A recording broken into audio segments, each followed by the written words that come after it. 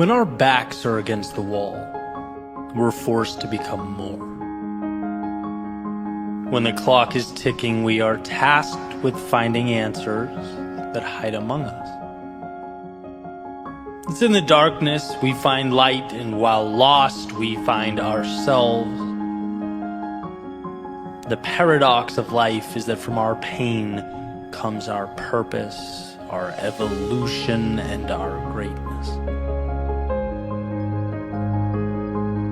I love thinking back to about 2014, making my way around Boston, having just quit my job, essentially purposeless, clinging to a YouTube channel and a podcast idea that I would name Your World Within. And why? Why do I think back? Why does this mean everything to me? Well, because at the time, does this mean everything to me? Well, because at the time, I knew nothing.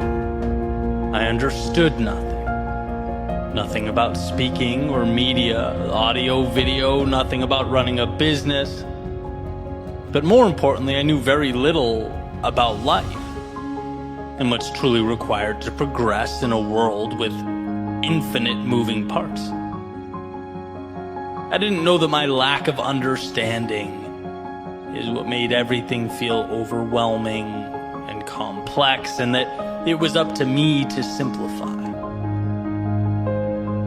I didn't know the extent to which I'd have to befriend failure. And that was the most eye-opening realization. Life was a simple game of cause and effect. Do work, get result, not much room for more than that. And so stepping outside that box in the way that I did, changed some rules. I learned some things. First, you can spend time on something, you can exhaust energy on something, and get nothing in the short term for your efforts. And I mean nothing. Unless you count getting your pride stomped on. Unless you count your friends disappearing when you need them most. Unless you count self-doubt and a constant worry about not amounting to anything. I mean, these are very raw, very real human emotions. They tend to arise when we start something new, but in them is also the power. This is where the light bulb turns on and the path emerges. It's where I learned that we only get what we want when we endure what we don't. And what a foreign concept when you think about it, right? It's like, Eddie, take this mic. Go stand in front of this audience and pour your heart out. Your knees are shaking, chest is pounding, but dude, trust me, it'll be good for you. And funny enough, it was.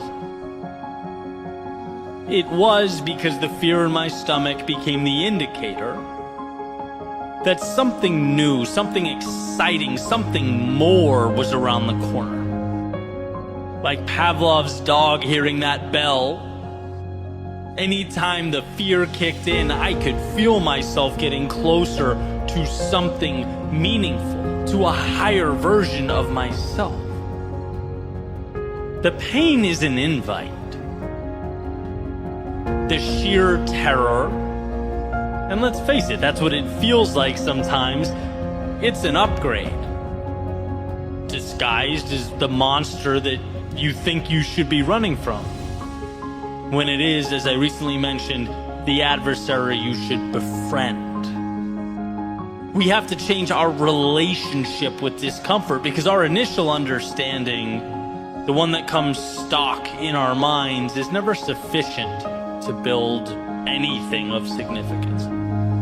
Its default setting is to preserve the now, not expand it. And so just like those stock speakers that came in my 1999 Ford F-150 when I was in my early 20s, let's rip it out. Let's customize. Let's upgrade the quality of the sound we hear and the things we say to ourselves.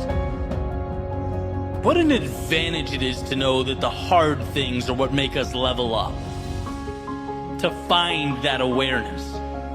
What a blessing that when life's difficulty startles and scatters the masses, you could be the one that remains, standing tall, seeking out the advantage amidst the commotion. Every little act of courage becomes more and more meaningful, powerful. But we must lose ourselves to find ourselves. We must embrace our fears if we are to become courageous. We must fail in order to succeed. And sure, sometimes the price seems steep.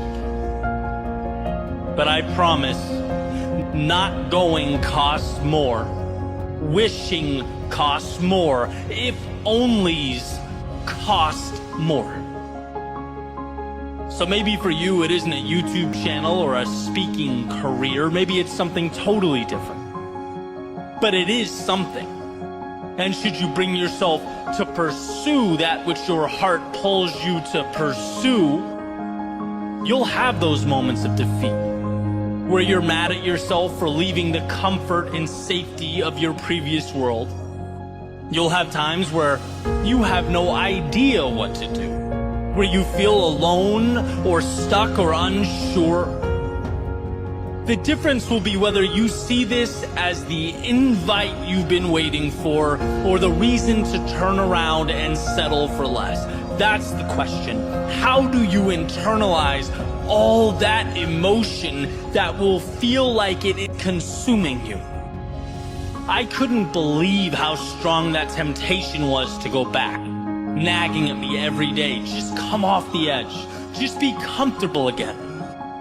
But as my old coach would say in college, when we're doing wall sits or something physically taxing, 15 seconds. You can do anything for 15 seconds.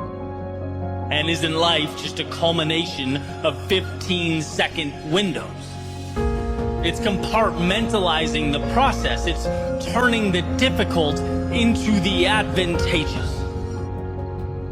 You have the ability to not think like everyone else. You have it within you to rewire your previous conceptions of the world, to see darkness not as your reason to hide from conjured up monsters, but as your invitation to become the light. Remember that the best way to be more is to have the courage to put your back against the wall. And you won't want to in the moment. There will never be a perfect time. But committing to that vulnerability will release from within you the power, the strength, the greatness that has been for so long tucked away. By moving into the chaos, you are simultaneously creating the calm you always dreamed of. You're realizing the possibility that just needed the door left ajar to make its way into you.